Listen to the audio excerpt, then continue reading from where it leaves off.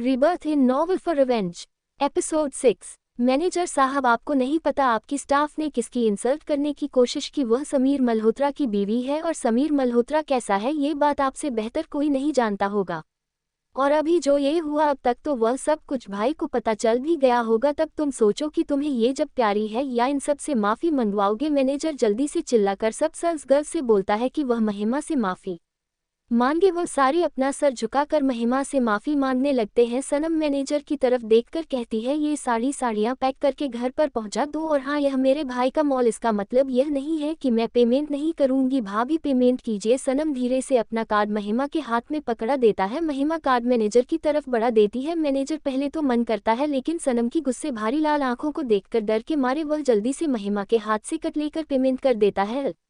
सब कुछ हो जाने के बाद सनम गुस्से में निशा की तरफ देखकर कहती है, मेरी भाभी ने तो 5 करोड़ की साड़ियाँ खरीद ली, इसका मतलब उनकी औकात तुमसे बहुत ऊपर है। तो आइंदा से अगर उनके सामने कभी आओ ना तो अपनी गर्दन और अपनी नज़रें दोनों झुका कर रखना, क्योंकि मुझे किसी की गर्दन तोड़ने में और आंखें निकालने में बहुत मजा आता है। समझी? अब निकलो यहाँ से। और मैनेजर, इस लड़की को अपने सारे माल से ब्लैकलिस्टेड करो। ये हमारे एक भी मॉल में देखने नहीं चाहिए, वरना मैं तुम्हें इस जिंदगी में देखने नहीं दूंगी। सनम की धमकी सुनकर मैनेजर जल्दी से निशा को अपने सारे माल से ब्लैकलिस्टेड कर देता है। वहीं सब लोग फिर अपने लिए थोड़ा बहुत शॉपिंग करते हैं और वहां से घर के लिए निकल जाते हैं। क्योंकि सबका मूड खराब हो चुका था, इसलिए कोई कुछ नहीं कहता। तारा, अक्षरा और महिमा हैरानी से सनम को देख रहे थे। आज सनम ने अपनी भाभीियों के लिए स्टैंड लिया था। ये चीज़ उन सबके दिल में एक मीठा सा एहसास कर गई थी।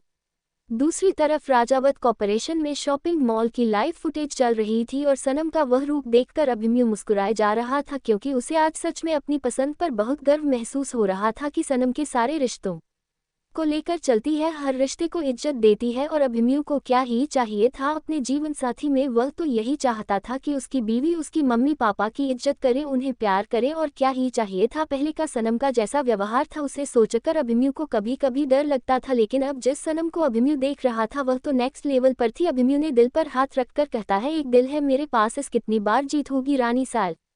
सनम की गाड़ी जैसे ही मल्होत्रा मेंशन में आकर रुकती है, वह गुस्से में धन धन आते हुए अंदर चली जाती है। शाम हो चुकी थी, इसीलिए सारे मेंबर्स घर आ चुके थे। तभी पीछे से तारा, महिमा और अक्षरा भी आती है। सनम को इतने टाइम बाद इतने गुस्से में देखकर सब हैरान थे। सबको लग रहा था कि सनम उन तीनों के ऊपर नाराज है। सनम गुस्से में अपनी चप्पल में कहीं फेंकती है, पर्स कहीं फेंक देती है, फोन को कहीं फेंक देती है, जैकेट उतार के कहीं फेंक देती है। ऐसे सारा सामान फेंकते हुए वह अपने कमरे में जा रही थी। सनम पहले भी ऐसा ही करती थी, जब उसे हद से ज्यादा गुस्सा आता था तो वह इसी तरह सारे सामान को फेंक दिया करती थी। समीर, अक्षय और अर्जुन जल्दी से महिमा, अक्षरा और तारा के पास आते हैं और पूछते हैं कि क्या हुआ। तभी तारा मॉल में हुई सारी बात सब घर वालों को बता देती है। सब लोगों को बहुत खुशी हो रही थी कि सनम सच में बदल गई है। लेकिन आप सनम को किस बात का गुस्सा था, ये बात तुमने से किसी को समझ नहीं आ रही थी।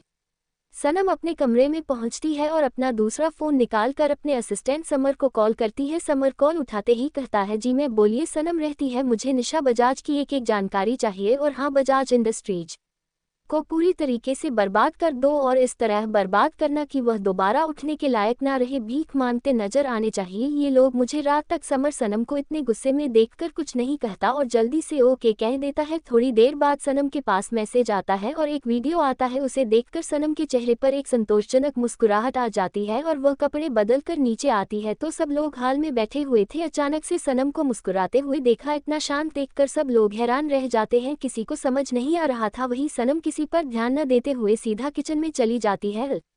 दादाजी, हर्षवर्धन जी, अनुज जी तीनों आपस में रहते हैं, ये सनम इतनी जल्दी शांत कैसे हो गई होती तो नहीं है। समीर सब की तरफ देखकर कहता है, क्योंकि बजाज इंडस्ट्रीज बर्बाद हो चुकी है। निशा बजाज ने महिमा की बेइज्जती की थी, इसीलिए सनम ने बजाज इंडस्ट्रीज को बनकृप्ट कर दिया है और निशा बजाज को फुटपाथ पर भीख मांगने के लिए बिठा दिया है, इसीलिए वह शांत हो गई है। वही सब लोग हैरानी से मुंह खोल समीर को देख रहे थे। तभी समीर कहता है, ऐसे क्या देख रहे हो? अक्षय समीर की तरफ देखकर कहता है, आपके पास कोई कॉल नहीं आया, आपने कोई मैसेज नहीं देखा, कोई वीडियो नहीं देखा, किसी से बात नहीं की, तो आपको कैसे पता कि सनम ने यही सब कुछ किया है? समीर, अक्षय के सर पर थप्पड़ मारते हुए कहता है, विश्वास नहीं हो रहा ना तो टीवी चला कर देख ले। और मुझे सब इसलिए पता चला क्योंकि मैं मेरी बहन की हर एक हरकत को बहुत अच्छे से जानता हूँ। तभी अर्जुन जल्दी से टीवी का रिमोट लेकर टीवी ऑन कर देता है तो सच में वहाँ पर वही खबरें चल रही थी जो अभी अभी समीर ने सबको बताई थी। सब लोग मुंह खोल हैरानी से समीर को देख रहे थे। तभी समीर कहता है, क्या बचपन से जानता हूँ उनसे कि वह कब क्या करती है और क्या कर सकती है। जब उसे गुस्सा आता है तो वह उसे इंसान को पूरी तरीके से बर्बाद कर देती है। जिसके ऊपर उसे गुस्सा आया है तो निशा बजाज का बर्बाद होना कोई बड़ी बात नहीं थी।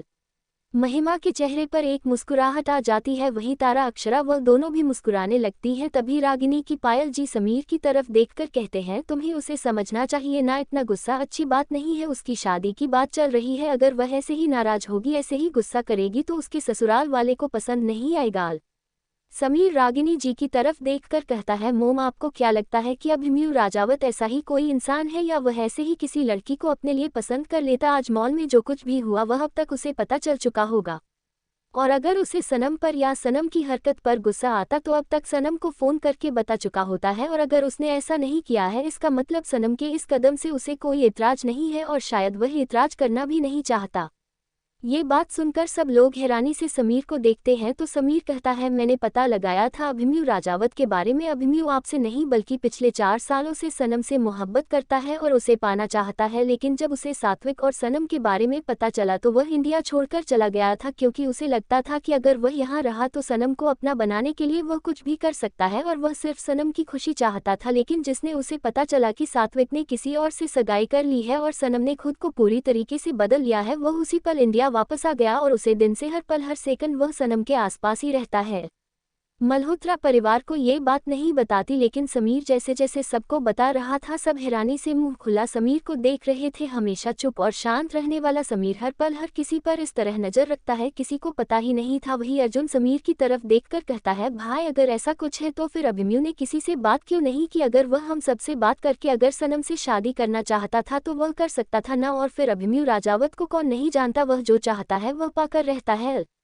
मल्होत्रा परिवार को ये बात नहीं पता थी, लेकिन समीर जैसे जैसे सबको बता रहा था सब हैरानी से मुंह खोले समीर को देख रहे थे। हमेशा चुप और शांत रहने वाला समीर हर पल हर किसी पर इस तरह नजर रखता है, किसी को पता ही नहीं था। वही अर्जुन समीर की तरफ देखकर कहता है, भाई अगर ऐसा कुछ है तो फिर अभिमन्यु ने किसी से बात क्यों नहीं की। अगर वह हम सबसे बात करके अगर सनम से शादी करना चाहता था तो वह कर सकता था ना। और फिर अभिमन्यु राजावत को कौन नहीं जानता, वह जो चाहता है वह पाकर रहता है।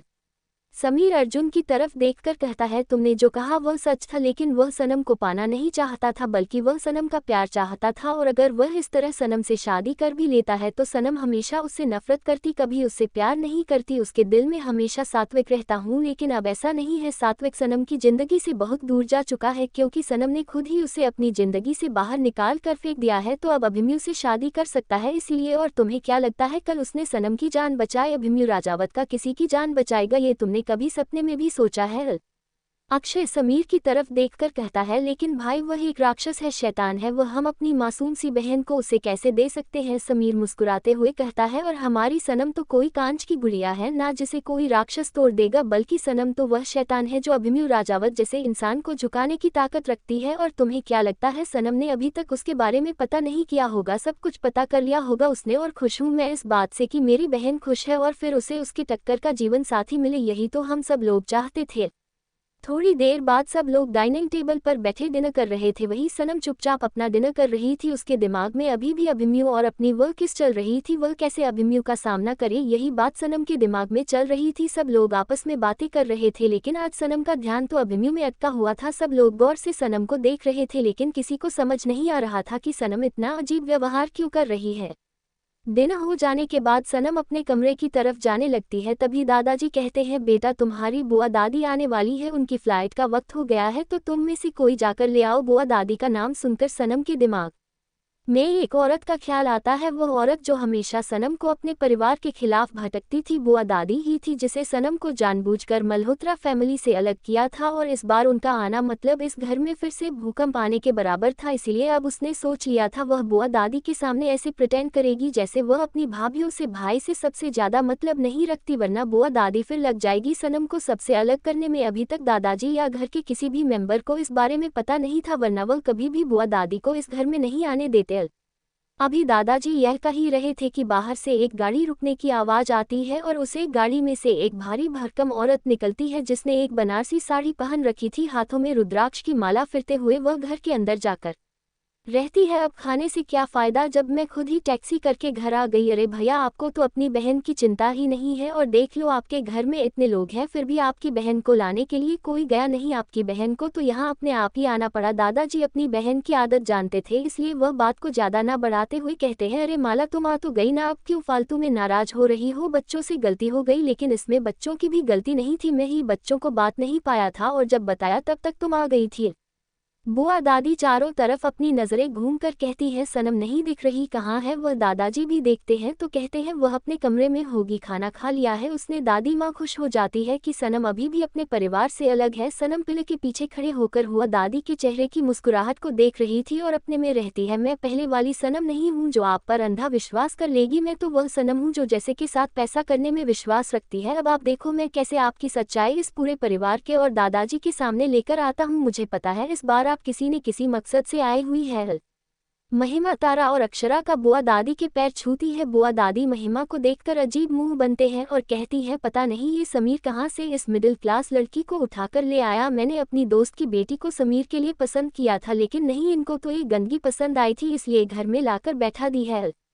बुआ दादी की बात सुनकर महिमा की आंखें नम हो जाती हैं। कहीं समीर गुस्से में बुआ दादी की तरफ देखकर कहता है, आप हमारे यहाँ मेहमान बनकर लिए तो मेहमान बनकर रही है, मेरी पत्नी को कुछ भी कहने का आपका हक नहीं है। और वह किस परिवार से है, कहाँ से नहीं है, इस बात से आपका कोई लेना देना नहीं है। बस आप याद रखिए कि वह महिमा समीर मल्होत्रा है, समीर मल्होत्रा की बीवी और उसकी इज्जत। अगर आपने उसकी बेइज्जती करने की कोशिश की ना तो आपकी रिटर्न टिकट में बहुत जल्दी कटवा दूंगा, इसीलिए अपने जवान पर लगाम दे दीजिए। बुआ दादी समीर की तरफ देखकर कहती है, तो इस लड़की ने तुम्हें जवान चलाना भी सिखा दिया। देख लो भाई साहब, आपके घर में आकर आपकी ही बहन को बेइज्जत किया जा रहा है, लेकिन आप तो कुछ कहेंगे ही नहीं। आप तो अपने बेटे बहू के आगे बोल ही नहीं सकते। तभी रागिनी जी आगे आता है और कहती है, ऐसी बात नहीं है बुआ जी, बच्चा है, गुस्सा आ गया इसलिए बोल दिया, आगे से ध्यान रखेगा। बुआ जी रागिनी जी की तरफ देखकर कहती है, तुम्हारी शहर इसलिए यह बच्चे इतना बोलते हैं। मुझे तो मेरी सनम अच्छी लगती है, मेरी हर बात मानती है, मेरी अच्छी बच्ची। पता नहीं तुम लोगों ने उससे कहा कर दिया है, कहीं किसी हॉस्टल में तो नहीं फेंक दिया कि तुम लोगों को उसको उसका हिस्सा ना देना पड़े। सबको बुआ दादी की बात पर गुस्सा तो बहुत आता है, लेकिन कोई कुछ नहीं कहता। सभी दादाजी बुआ दादी की तरफ देखकर कहते हैं, तुम चलो, मैं तुम्हें तुम्हारा कमरा दिखा देता हूँ। बुआ दादी उठकर दादाजी के साथ चली जाती है। तभी तारा उनकी तरफ मुंह बनाकर रहती है। मुझे पता नहीं क्यों बहुत स्ट्रांग फीलिंग आ रही है माँ की, यह बुआ दादी कुछ सही नहीं है और सनम के उसे व्यवहार के पीछे बुआ दादी कहा है। तभी पायल जी कहती है, तुम सही कह रही हो तारा, बुआ दादी ही हमेशा शर्म को भड़काती रहती थी और एक बार फिर आ जाएंगे यहाँ। अब पता नहीं मेरी बच्ची के कानों में क्या क्या भरेंगे, कहीं फिर से हमारी बच्ची को हमसे दूर न कर दें।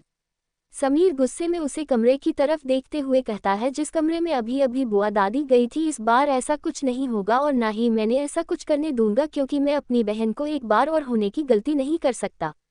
आप फिक्र ना करो, मैं ऐसा चक्कर चलाऊंगा कि बुआ दादी 2-4 दिन में यहाँ से रवाना हो जाएंगे। दादी माँ कहती है, बेटा अपने दादाजी के आगे कुछ मत कहना, वरना वह नाराज हो जाएंगे कि उनकी बहन इतने सालों में तो आए और फिर भी हम लोग इस तरह से व्यवहार कर रहे हैं। तभी पीछे से सनम की आवाज आती है, वह इसी के लायक है। दादी माँ, आप नहीं जानती इन्होंने क्या क्या बोला था आप लोगों के बारे में, और मेरा आप लोगों से दूर जाना मेरी मर्जी नहीं थी, बल्कि इन्होंने साजिश रची थी मुझे आप सब से दूर करने के लिए। तभी वहां दादाजी आते हुए कहते हैं, खाने का क्या मतलब है तुम्हारा। सनम सनम अपने पूरे परिवार की तरफ देखती है और कहती है, आपको याद है जब मैं 10 साल की थी और एक बार मैं पुल में गिर गई थी और मेरे साथ साथ अक्षय भैया भी गिरे थे, तो समीर भैया ने अक्षय भैया को पहले निकाल दिया था और मुझे बाद में निकला था। इस बात के लिए बुआ दादी ने मेरे दिमाग में समीर भाई, अक्षय भाई और अर्जुन भाई के लिए इतना जहर भर दिया था कि मैं नफरत करने लगी थी सबसे। लेकिन जिस वक्त मेरा एक्सीडेंट हुआ और फिर मैं सीढ़ियों से गिरी, तब जाकर मुझे समझ आया कि यह सब तो मेरे अपने हैं। वह औरत हमेशा मुझे झूठ ही बताती थी, इसलिए मैंने आप लोगों के साथ ऐसा व्यवहार किया था। समीर सनम के सर पर हाथ रख कहता है, बेटा मैंने वह इसलिए किया था क्योंकि अक्षय को पानी से डर लगता है और तुम बहादुर थी, तुम्हें डर नहीं लगता था। अगर अक्षय को कुछ हो जाता है तभी मैं खुद को माफ नहीं कर सकता था। सनम समीर का हाथ पकड़कर कहती है, आपको मुझे सफाई देने की जरूरत नहीं है भाई, मैं वह 10 साल की बच्ची नहीं हूँ जो उनकी बातों में आ जाऊंगी। बस आप सब लोग मेरा साथ देना, फिर देखना मैं उनकी सच्चाई उन्हीं के मुंह से कैसे निकलवती हूँ और इस समय मैं आप तीनों से माफ़ी मांगना चाहती हूँ भाभी, क्योंकि मैं आपसे बात नहीं करूँगी और करूँगी भी तो रूड तरीके से, क्योंकि मैं उन्हें अपने झांसी में फंसना चाहती हूँ। तुम्हें पहले से ही आप सबसे माफ़ी मांग ले रही हूँ। आज उन्होंने जो मेरी भाभी की बेइज्जती की है ना, इसका बदला तूने देना ही होगा और थोड़ी ही देर में इसका कमल भी शुरू होगा। अभी सनम का कर ही फ्री हुई थी कि अंदर से बुआ दादी के चिल्लाने की आवाज़ में आने लगते हैं। सब लोग हैरानी से सनम को देखते हैं। सनम अपने कंधे कुछ खाते हुए वहां से अपने कमरे में चली जाती है। वहीं सब लोग बुआ दादी के कमरे की तरफ जाते हैं तो बुआ दादी बेड पर बैठी हुई फोन पर किसी से बातें कर रही थी। फोन काटने के बाद वह दादाजी की तरफ देखें कर कहती है, भाई साहब पता नहीं कैसे हमारी कंपनी के शेयर्स गिर गए, उनके दाम कौड़ियों के भाव हो गए हैं, हम तो बर्बाद हो जाएंगे। भाई साहब आप मदद कर दीजिए ना हमारी। दादाजी बुआ दादी की तरफ देखकर कहते हैं, माल मैं बिजनेस नहीं संभालता, आप बिजनेस अक्षय, समीर और अर्जुन संभालते हैं और वह दोनों देख लेंगे कि उन तीनों को क्या करना है। ये कहकर सब लोग वहां से बाहर आ जाते हैं। बाहर आने के बाद तारा मुस्कुराते हुए कहती है, यह हमारा सनम ने सिक्सा, अब तो ये बुढ़िया जल्दी से जल्दी यहाँ से भाग जाएगी। सब लोग अपने अपने कमरे में जाकर सो जाते हैं। वहीं दूसरी तरफ अभिमन्यु आज सनम को देखने के लिए बहुत बेचैन था, क्योंकि आज वह अपनी किसी मीटिंग के लिए आउट ऑफ सिटी गया था और वह गलती से अपना लैपटॉप ऑफिस में ही मिल गया था, इसलिए वह बहुत बेचैन था। राघव अभिमन्यु की तरफ देखकर कहता है, सर इतना परेशान मत हुई है, हम लोग चल रहे हैं ना, फिर आप उन्हें देख लीजिएगा। अभिमन्यु अपने सीने पर हाथ रखते हुए कहता है, पता नहीं क्यों आज अजीब सी बेचैनी हो रही है, ऐसा लग रहा है कुछ बुरा होने वाला है, बस मेरी सनम के साथ कुछ ना हो। एक अंधेरे कमरे में एक आदमी सोफे पर बैठा हुआ सामने लगी एक लड़की की तस्वीर को बहुत गौर से देख रहा था। उसकी आंखों में नफरत की झलक साफ साफ नजर आ रही थी। वह आदमी उठकर खड़ा होता है और उसे तस्वीर पर चाकू चलते हुए कहता है, जिस तरह तुमने मुझे मेरा भाई छीना था ना, उससे भी पूरी मौत मैं तुम्हें दूंगा। सनम मल्होत्रा वापस लौटा हूँ मैं तुम्हारी बर्बादी बनाकर, और इस बार ऐसा बर्बाद करूंगा कि तुम किसी को अपना मुंह तक नहीं दिखा पाओगी। तब तुम्हें पता चलेगा कि रैगिंग करके लोगों को मारना क्या होता है। सामने दीवार पर सनम की तस्वीर लगी थी जिसमें सनम मुस्कुरा रही थी। वही वह लड़का उसे तस्वीर को देखकर कहता है, तुम्हारी मुस्कुराहट जहर लग रही है, मुझे ऐसा लग रहा है कि तुम अभी मेरे सामने आओ, मैं अभी के अभी तुम्हें जान से मार दूं। मैं सात्विक की जिंदगी में समीर को इसीलिए भेजा था कि तुम्हें वह दर्द, वह तकलीफ और बदनामी सहनी पड़े, लेकिन नहीं, तुम्हारे भाइयों ने फिर से तुम्हें बचा लिया। तीनों भी कब तक तुम्हें प्रोटेक्ट करेंगे, एक न एक दिन तो तुम अकेली मिलेगी ही मुझे, और वह दिन तुम्हारी जिंदगी का सबसे काला दिन होगा। तुम्हारी इज्जत का तमाशा बनाऊंगा मैं शरीफ बाजार और तुम्हें कोठी पर ले जाकर बिठा दूंगा। फिर तुमसे पूछूंगा कि एक लड़के की और एक लड़की की इज्जत में क्या फ़र्क होता है। वह इंसान नफरत में इतना अंधा हो चुका था कि उसे सही गलत अच्छे बुरे की कोई नॉलेज ही नहीं थी, लेकिन वह इंसान था। इस बात को सनम पर हाथ डालना इतना आसान नहीं था।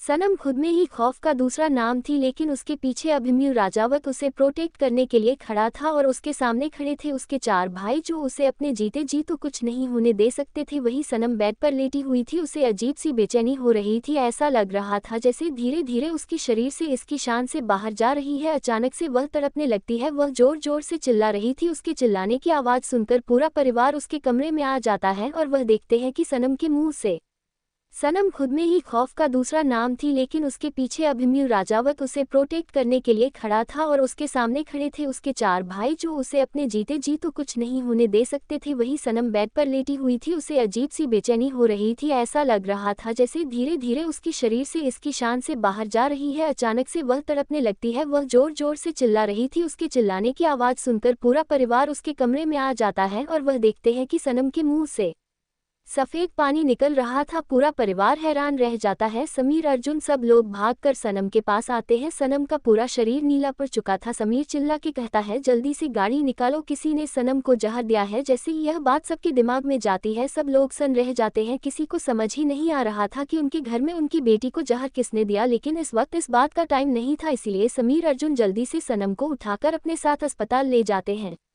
रागिनी की, पायल की दादी माँ तीनों रो रहे थे। महिमा, तारा, अक्षरा अपनी गाड़ी से उन लोगों के पीछे हॉस्पिटल चली जाती है। वही दादाजी और दादी माँ को घर छोड़कर बाकी सभी हॉस्पिटल चले जाते हैं। वहीं अपने कमरे की बालकनी में खड़ी हुआ दादी, उनके चेहरे पर एक कुटिल मुस्कुराहट थी, जैसे ये सब उन्हीं का किया हुआ था या ये सब उन्होंने इसलिए किया था कि वह एक बार फिर सनम को अपने ही परिवार के खिलाफ खड़ा कर सके।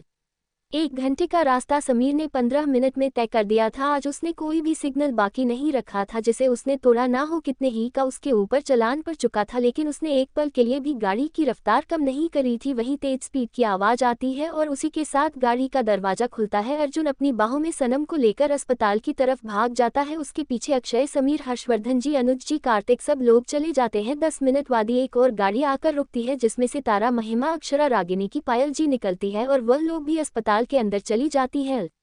समीर और अर्जुन ने सनम को अस्पताल में एडमिट कर दिया था। तुरंत ही उसे ओट में ले जाया गया था क्योंकि उसके शरीर में जहर बहुत मात्रा में फैल चुका था। ओटी के बाहर पूरा परिवार खड़ा ना आंखों से अंदर देखने की कोशिश कर रहा था, लेकिन 1 घंटा हो गया तो सनम को अंदर ले जाएगा, लेकिन अभी तक कोई भी डॉक्टर या नर्स बाहर नहीं आई थी। सबके दिल की धड़कन बढ़ी हुई थी। ऐसा लग रहा था जैसे बहुत कुछ बुरा होने वाला है।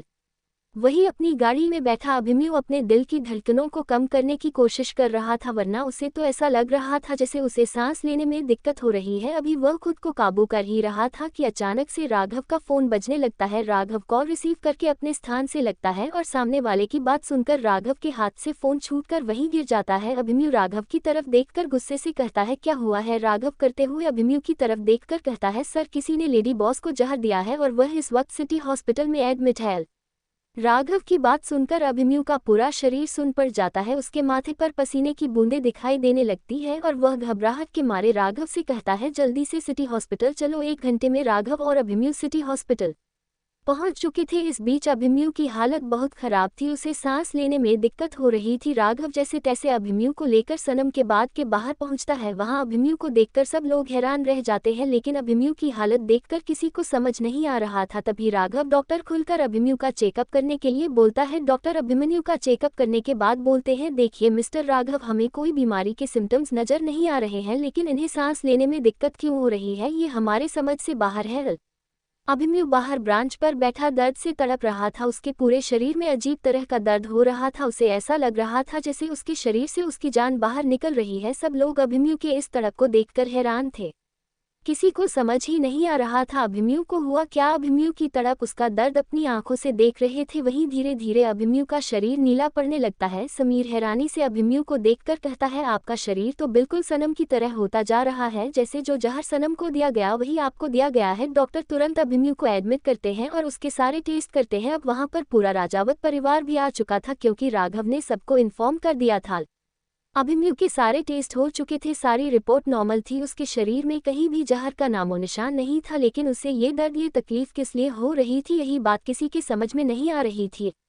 थोड़ी देर में जो डॉक्टर सनम का इलाज कर रहे थे वह बाहर आते हैं और मल्होत्रा फैमिली की तरफ देखकर कहते हैं, देखिए हमने मिस मल्होत्रा का जहर उसके शरीर से तो निकाल दिया है, लेकिन अभी उनके ऊपर इस चीज़ का असर रहेगा, उन्हें वीकनेस रहेगी और वॉमिटिंग रहेंगे, इसीलिए आपको उनका खास ख्याल रखने की ज़रूरत है। समीर डॉक्टर की तरफ देखकर कहता है, मैं अपनी बहन से मिल सकता हूँ ना? डॉक्टर समीर के कंधे पर हाथ रखता है, अभी नहीं, आप उनसे कल सुबह मिल सकते हैं। लेकिन मुझे एक बात समझ में नहीं आई, आपकी सिस्टर को जहर दिया किसने? वह भी ऐसा जहर जिसका कोई तोड़ी नहीं है। वह तो पता नहीं कैसे आपकी बहन ने जहर के असर को कम कर लिया अपने ऊपर, वरना उन्हें बचाना मुश्किल हो जाता। सनम ठीक है, ये जानकर सबको राहत के साथ शादी है। तभी राघवेंद्र जी हर्षवर्धन जी के पास आते हैं और कहते हैं, सनम बिटिया को जहर किसने दिया? हर्षवर्धन जी कहते हैं, पता नहीं, खाना तो उसने हम सबके साथ खाया था। उसके बाद वह अपने कमरे में आराम करने के लिए चली गई, फिर अचानक से उसके दर्द में तड़पने की आवाज़ आने लगी। जब हम गए तो उसके मुंह से सफ़ेद पानी निकल रहा था और उसका पूरा शरीर नीला पड़ चुका था। अब हम घर जाकर पता करने की कोशिश करेंगे कि इतनी घटिया हरकत करी किसने है।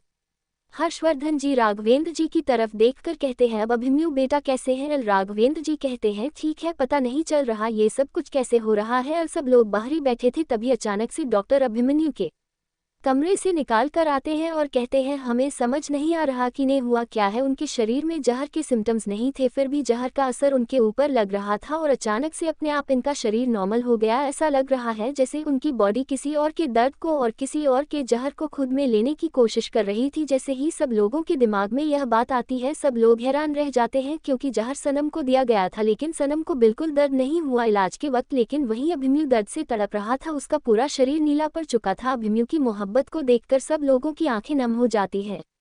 थोड़ी देर बाद अभिमन्यु अपने कमरे से बाहर आता है और सबकी तरफ देखकर कहता है, सनम कैसी है। अक्षय अभिमन्यु की तरफ देखकर कहता है, सनम ठीक है, डॉक्टर ने बोला है कि हम सुबह उससे मिल सकते हैं। अभिमन्यु बिना किसी पर ध्यान दिए सनम के कमरे में चला जाता है और उसका हाथ पकड़कर कहता है, दिस इस नोट पर जाना, तुम मुझसे दूर जाने की कोशिश कैसे कर सकती हो और किसमें इतनी हिम्मत आ गई जो अभिमन्यु राजावत की जिंदगी पर हाथ डाल दिया। अब मैं उसे मौत से भी पत्थर सजा न दी तो फिर कैसी मेरी मोहब्बत, उसे इंसान को खून के आंसू रुलाऊंगा मैं जिसे मेरी जिंदगी पर हाथ डालने की कोशिश की है।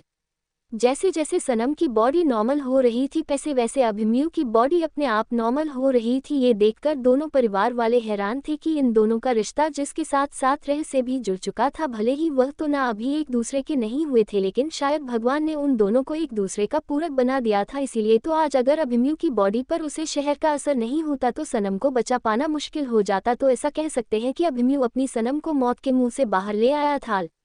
आंखों ही आंखों में दोनों परिवार की रात गुजर जाती है। अगली सुबह धीरे धीरे सनम की आंखें खोल हैं तो उसे अपने हाथ पैर बाहर महसूस होता है। जब वह उसी तरफ देखती है तो उसे सबसे पहले अभिमन्यु का चेहरा नजर आता है। ये देखकर उसके चेहरे पर छोटी सी स्माइल आ जाती है। फिर उसे अपने पैरों के पास कुछ महसूस होता है। जब वह उधार देता है तो वहाँ कार्तिक और अक्षय अपना कर रखे सो रहे थे। जब वह दूसरी साइड नजर करती है तो वहाँ समीर और अर्जुन थे। उसके सर के पास हर्षवर्धन जी, अनुज जी थे। सोफे पर रागिनी जी, तारा, महिमा और अक्षरा थे और पायल जी तो उसके पैरों के पास कर रखे थे। ये देखकर सनम की आंखें नम हो जाती हैं कि उसका पूरा परिवार उसे कितनी मोहब्बत करता है। तभी सनम को रात की बात याद आती है और उसका चेहरा गुस्से से काला पड़ जाता है, क्योंकि सबके सोने की बात हुआ दादी उसके कमरे में आई थी और उन्होंने उसे दूध दिया था और कहा था ये दूध महिमा ने उसके लिए बनाया था, वह तो सिर्फ उसे देने आई थी। इसका मतलब उसे दूध में जहर हुआ दादी ने मिलाया था जिससे सारा इल्जाम महिमा के ऊपर लग जाए और महिमा को उसे घर से बाहर निकाल दिया जाए। सनम गुस्से में अपने मन में रहती है, गलत किया आपने बुआ दादी, आज तक मैं आपको बर्दाश्त करती रही क्योंकि आपने किसी को चोट नहीं पहुंचाई थी, लेकिन आज आपने मेरी भाभी को इन सब में लाकर बहुत बड़ी गलती की है। जैसे ही सनम के हाथों की हलचल होती है सब लोग उठकर बैठ जाते हैं और सनम का हाल चाल पूछने लगते हैं। समीर सनम के सर पर हाथ रख कहता है, बेटा तुमने खाना हमारे साथ खाया था तो फिर तुम्हारे शरीर में जहर कैसे आया। सनम अपनी मासूम निगाहों से समीर को देखकर कहती है, भाई जब आप सब लोग सोने चले गए थे ना तो बुआ दादी मेरे पास आई थी, उन्होंने मुझे दूध दिया, बोली कि यह मेरे लिए है और जैसे ही मैंने वह दूध पिया अचानक से मेरे शरीर में बहुत दर्द होने लगा और फिर मुझे कुछ भी याद नहीं है। समीर जैसे ही सुनता है कि वह दूध बुआ दादी ने सनम को दिया था तो समीर गुस्से से पागल हो जाता है। वह जैसे ही गुस्से में घर जाने के लिए निकलता है तभी वार्ड का दरवाजा खुलता है और दादा दादी के साथ हुआ दादी अंदर आती है। बुआ दादी को अपने सामने देख सबके चेहरे पर गुस्से की लकीरें आ जाती है। अभिमन्यु तो गुस्से में अपने हाथ की मुट्ठी इस कदर बना लेता है कि उसके हाथ की नसें दिखना लगते हैं और सर की भी नसें दिखना लगते हैं। ये देखकर सनम अभिमन्यु का हाथ पकड़कर नाम में गर्दन हिला देती है। वहीं बुआ दादी जाकर शर्म से कहती है, मेरी बच्ची को क्या हो गया, मैं तुमसे कहा था ना ये परिवार वाले तुमसे प्यार नहीं करते, देखा ना तो मैं अस्पताल पहुंचा दिया इन लोगों ने। अरे तुम्हारे भाइयों तुम्हारी भाभियों चाहते ही नहीं है कि तुम प्रॉपर्टी में अपना हिस्सा को, इसीलिए तो तुम्हें करने का पूरा प्लान बना लिया था इन लोगों ने, वह तो अच्छा हुआ कि तुम बच गए। बुआ दादी की इतनी जहरीली बातें सुनकर सब गुस्से में पागल हो रहे थे, लेकिन सनम ने सबको इशारे से मना कर रखा था इसीलिए कोई कुछ नहीं बोलता है। सनम अपनी कमजोरी आवाज में बुआ दादी की तरफ देखकर कहती है, बुआ दादी लेकिन वह दूध तुमसे आपने दिया था लाकर और इसका मतलब अगर दूध में जहर था तो आपने मुझे जहर दिया है। जैसे ही हुआ दादी के पास सुनती है वह हड़बड़ा जाती है और कहती है, मैंने वह दूध नहीं बनाया था, वह दूध तो मुझे महिमा ने दिया था, वह तुम्हारे कमरे में लेकर आ रही थी तो मैंने उससे ले लिया कि मैं तुम्हें दे दूंगी, तो इसका मतलब तुम्हें जहर मेहमान ने दिया है। जैसे ही मैं ये सुनती है उसकी आंखों से आंसू बहने लगते हैं क्योंकि अब उसे ऐसा लग रहा था कि सनम एक बार फिर उसके खिलाफ हो जाएगी और अगर सनम उसके खिलाफ थी और यह प्रूफ हो गया कि उसे दूध में जहर महिमा ने दिया था तो समीर तुरंत ही उसे तलाक दे देगा क्योंकि वह अपनी बहन से बहुत प्यार करता था और अपनी बहन के लिए कुछ भी कर सकता था। धीरे से कहती है, लेकिन मैं तो नहीं देखा ना कि उसे दूध में जहर भाभी ने मिलाया था, वह दूध आप मेरे पास लेकर आएंगे, बल्कि घर में सब लोग जानते हैं कि मुझे दूध पसंद नहीं है और भाभी तो कभी मुझे दूध नहीं देती क्योंकि वह जानती है कि मुझे दूध बिल्कुल पसंद नहीं है, तो फिर भाभी आपके दूध कैसे दे सकती है मुझे देने के लिए। जैसे ही बुआ दादी सनम की बात सुनती है उन्हें आप खुद पर गुस्सा आ रहा था कि उन्होंने वह जहर दूध में क्यों मिलाया, वह कैसे भूल गई थी कि सनम को दूध से एलर्जी है। अगर ऐसी बात थी तो सनम ने वह दूध पिया ही क्यों, यही सब बातें सबके दिमाग में चल रही थी और सबसे ज्यादा यह बातें अभिमन्यु के मन में चल रही थी, लेकिन वह इतना समझ चुका था कि सनम ने वह दूध जानबूझकर किया था क्योंकि वह जानती थी उसमें जरूर कुछ होगा। Thank you for listening. Like और कमेंट करना ना भूलें और मोर स्टोरीज के लिए सब्सक्राइब करें। मिलते हैं नेक्स्ट वीडियो में।